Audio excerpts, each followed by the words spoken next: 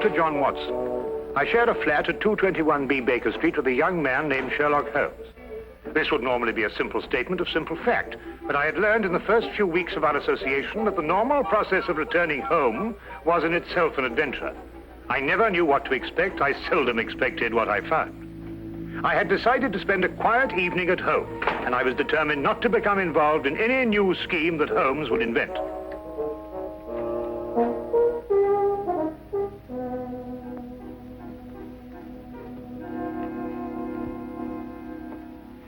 Sulfate gas. Oh?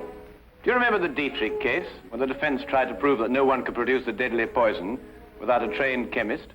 No. Well, I'm going to try it now. With kitchen utensils and a secondary school chemistry book. I knew it could be done. There it is, Watson. Brilliant. Now you've done.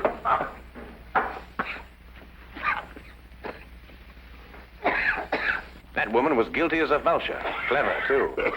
Holmes, I wish you wouldn't forget that we've got to live in these rooms. Can't imagine why the prosecution didn't think of this. The gentleman arrived here in a hansom. Appears to be coming up here. What else did you notice about our visitor? Oh, I don't know. I say about 30-ish, conservatively dressed.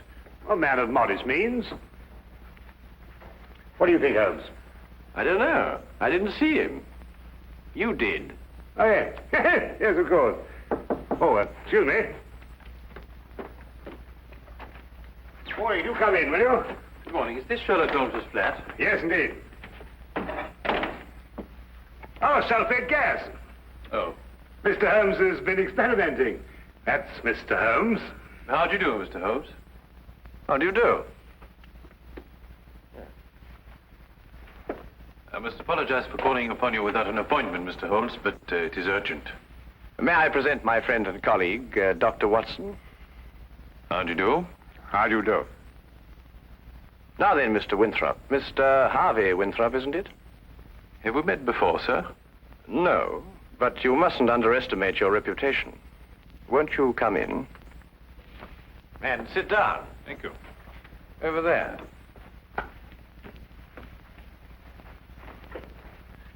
I had heard your powers of observation were remarkable, Mr. Holmes. Perhaps you also know the purpose of my visit.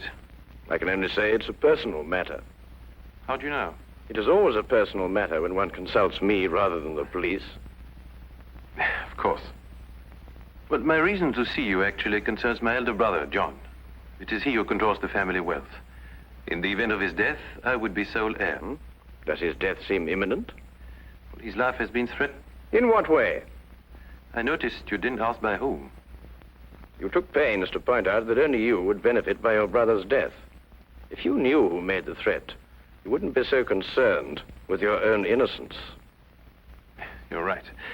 I do not know who's making these threats. Actually, I don't even know if it is a who. I beg your pardon, sir? Well, it is possibly a what, Dr. Watson. In this case, the heritage of every old family. The family legend. What is the Winthrop legend? Every member of the family destined for a violent death finds about his person silver coins.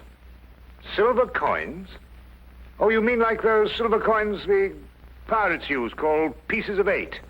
Exactly, Dr. Watson. Pieces of 8 as a warning, and at the time of death, a gold doubloon. Have these coins any special significance? 30 years ago, my father was killed by a fall down the stairs in the main hall of Winthrop Manor. A gold doubloon was found under his body. Was he actually seen to fall downstairs? No, the manor was closed and has remained so ever since.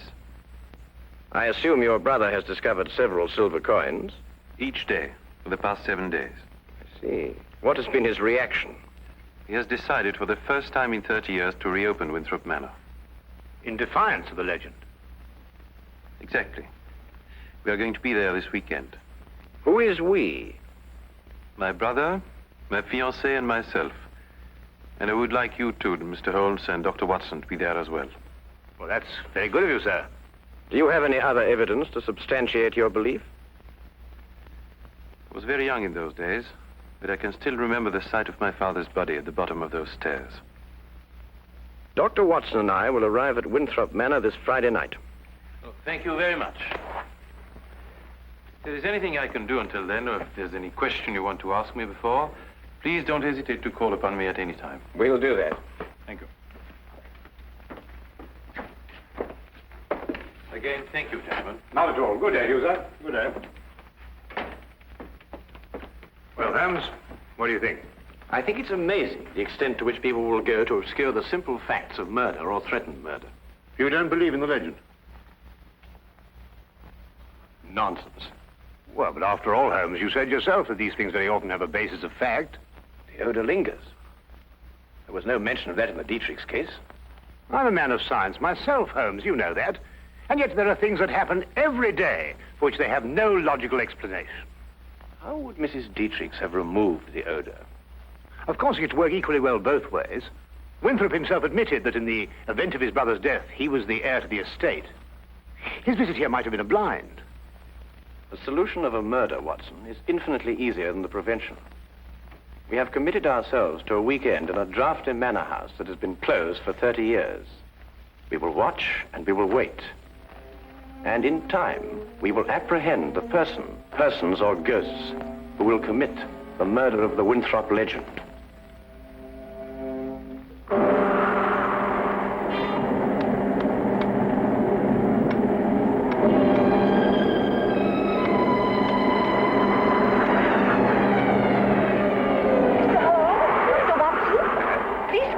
Thank you.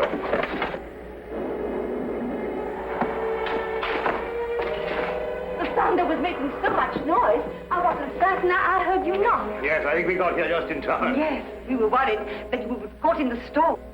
I'm Mrs. John Winthrop. How do you do? I'm Dr. Watson. This is Sherlock Holmes. How do you do? I'm very pleased to meet you. You can leave your things here and go into the sitting room. We've managed to get it comfortably warm. I'll have your luggage brought up to your rooms. You'll have to excuse the inconveniences of the house. My husband's decision to spend the weekend here was rather sudden. And I'm afraid we're understaffed. Please don't concern yourself with us, Mrs. Winthrop. I'm sure we'll be very comfortable. Oh, there you are. I'm glad you made it before the storm. I see you've already met my sister-in-law. Yes, we have. How do you do?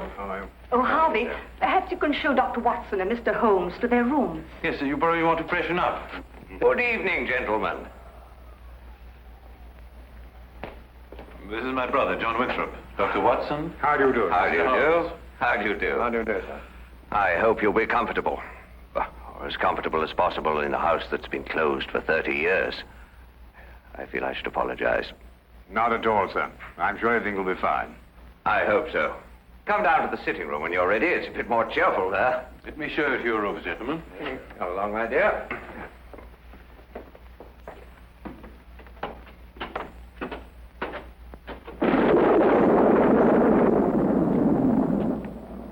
You didn't mention your brother was married. Didn't I? I thought I had. Then surely she would be the heir to the estate if anything should happen to your brother. No, the estate upon his death goes to the next male member of the family. Oh, I see. How did Mrs. Winthrop lose her sight? It was a riding accident, shortly after they were married. My sister-in-law is a remarkable woman, Mr. Holmes. She took to her new way of living with cheerfulness and thoroughness. Yes, it's always encouraging to hear of such cases. And it reflects great credit on those surrounding the patient. Oh, Peg, I want you to meet... Dr. Watson. And you must be Sherlock Holmes. Harvey has told me so much about you. Gentlemen, my fiancée, Miss Margaret Hall. How do you do? How do you do, Miss Hall? John and Alice are in the drawing room, darling. We'll be down shortly. All right, darling. I think we're going to have a wonderful weekend, in spite of this old house. Don't keep yourselves from us too long, gentlemen. You're a very lucky man, Mr. Winthrop. She's a lovely girl. As a matter of fact, you know, there's some very good hunting country around here. Do you go in for that sort of thing, Mr. Holmes? On occasion, sir. Not very often, thank you. My wife thinks I'm a bit reckless. She worries about my neck.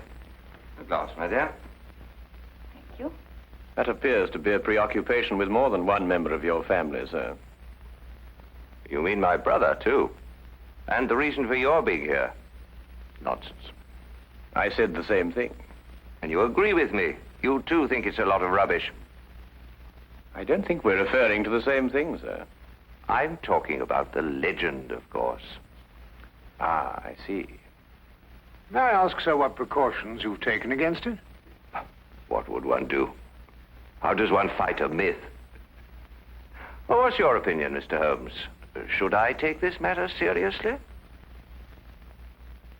You are obviously taking it seriously by defying it.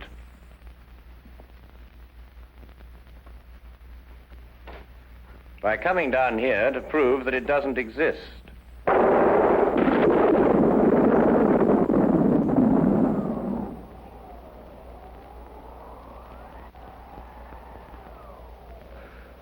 Jove, I hadn't thought of it like that. You're dead right, of course. But let me put it like this. Do you really believe the legend is dangerous? You are obviously overlooking the second conclusion, sir. If the legend is real and beyond our understanding, then your life may be being threatened by the supernatural. If we rule that out, then the threat has a very realistic source. In either case, the threat remains. Hadn't thought of it that way. But there are just the 6 of us here, Mr. Holmes. Surely if there is danger for John, it couldn't come from any of us. There are just the 6 of us now, Miss Hall.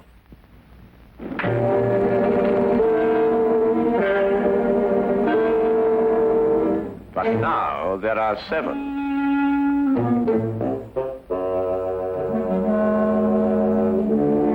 John, what is it? Nothing, my dear, nothing at all. I think we'd better go into dinner. Excellent idea.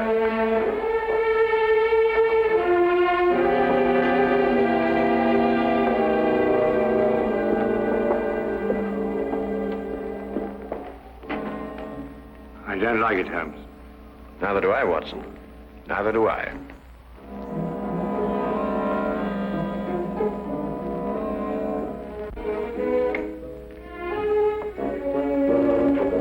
Oh, come in, Watson. Oh, don't be alarmed, old chap. I don't think this contraption has been fired for centuries.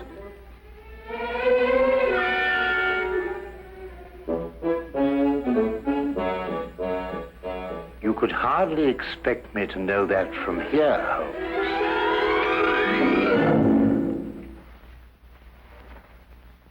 Seems it's working after all.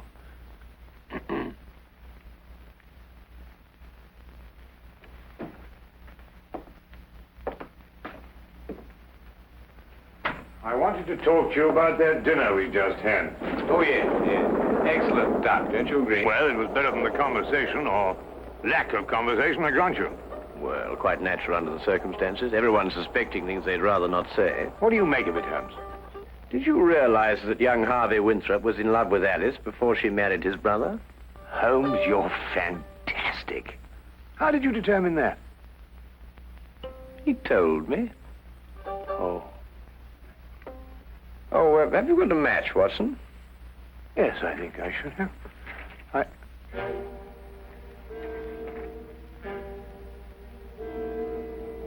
Holmes, look.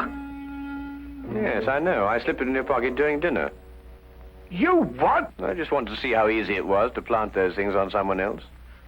Well, really, Holmes, for all you know, I might...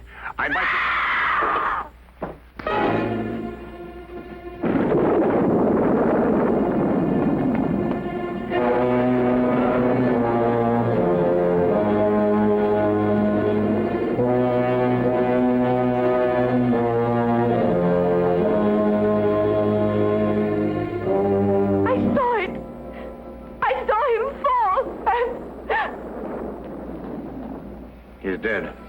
Neck broken.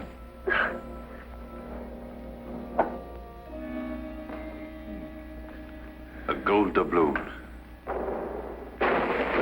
What's happened? Oh, someone tell me. What's happened?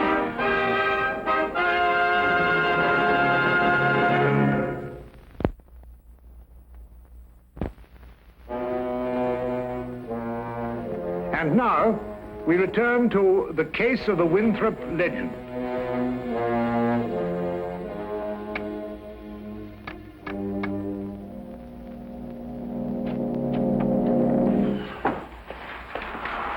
Had quite a time getting back here. The roads are turning bad. Harvey Winthrop. Good evening, sir. Could you get everybody together and see if we can try and get this thing sorted out? Where's the body? Over there. Broken neck, died instantly. What do you say? You up there? Oh, good evening, Constable. That is Mr. Holmes. I've spoken to you about him. Oh, yes. Good evening to you, Mr. Holmes. Glad to have you on this case.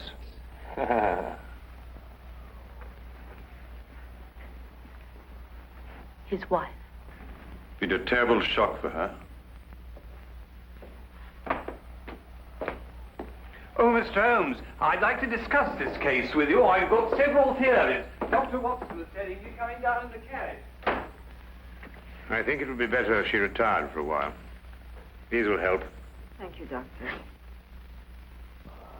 Dr. Watson summarized the legend for me on the way down, but quite frankly, Mr. Holmes, I would say we're opposed to a devilish mind here. Holmes, really? I don't know. What on earth do you think you're doing? A button. At the very least, the very least. Observe, Watson, I've almost torn a button loose. Oh, so I should think after all those acrobatics. Are you going to sit like that all evening? And yet the late Mr. John Winthrop fell down a long flight of exceptionally sharp stone stairs without damaging his clothing. What's that? I'd better check. Yes, I think you had.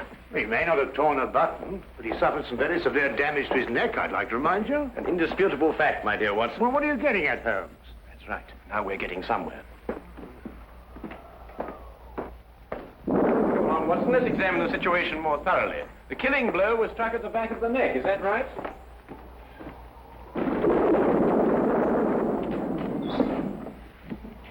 It was. He must have struck the edge of the stairs. He fell.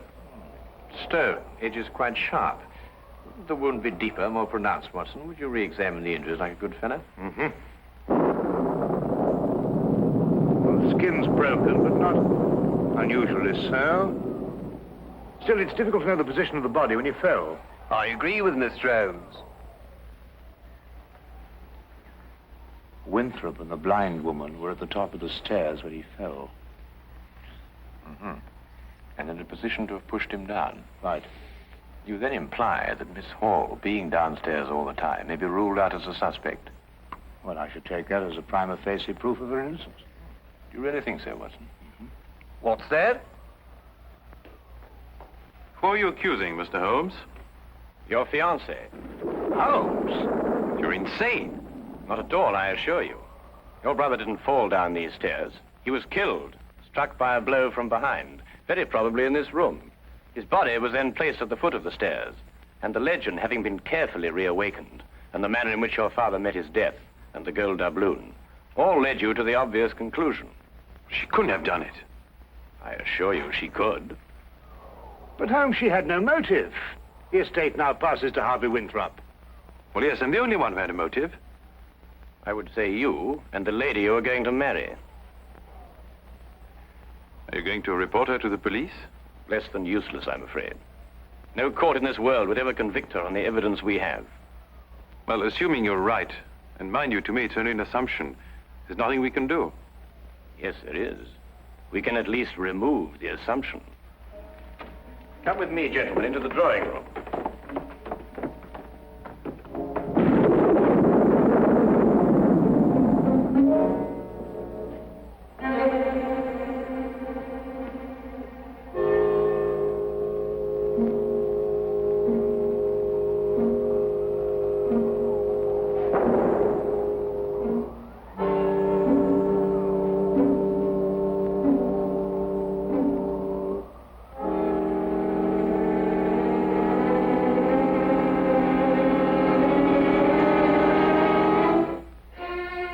Oh, Constable. I didn't know you were there. Just looking around, routine, you know, miss. Of course. Did you want to see me? Well, not especially, miss. A few more things to check up on. The rest lies completely in your hands.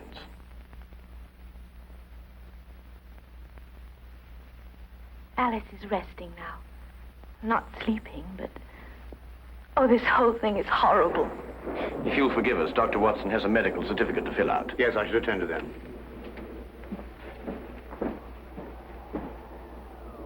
Oh, Mr. Holmes. At your service, my good constable.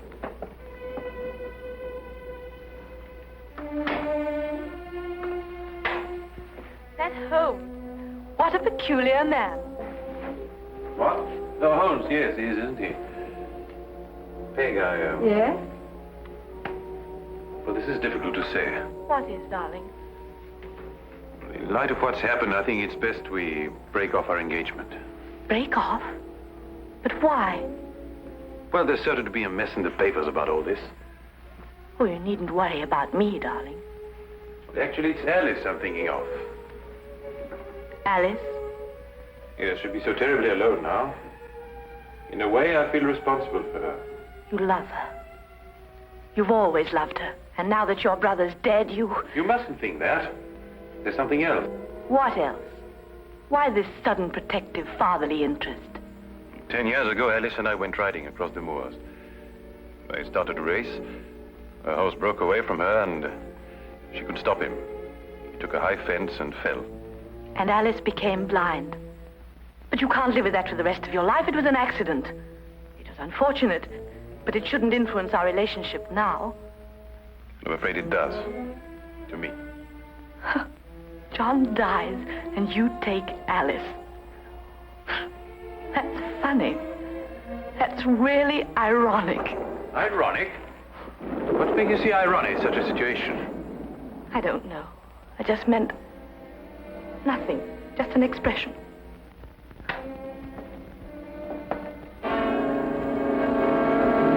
Very interesting choice of words, I might add. Alas, I must confess we were eavesdropping. Is there anything you'd like to confess, Miss Hall? What does this mean? You spoke of irony. Such a choice word.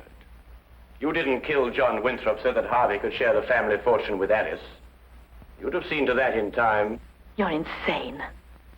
I couldn't have pushed John down the stairs. I was at the bottom myself. Well, you were in a perfect position to strike him with this. And then, very thoughtfully, placed the end in the fire to remove any evidence of the blow. No court in the world would convict me on evidence like that. You're quite right, Miss Hall. But you know the facts. And we know the facts.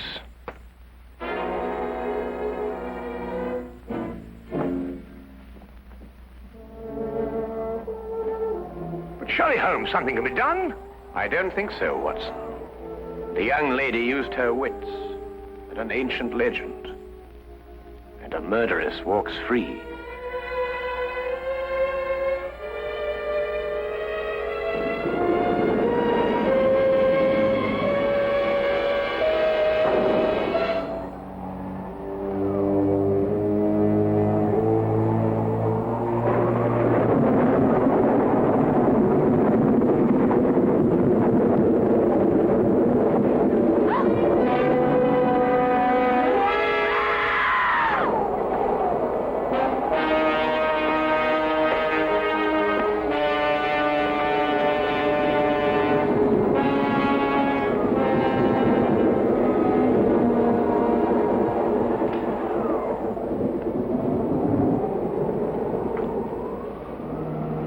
But it's a gold doubloon. And she said no court in the world would ever convict her.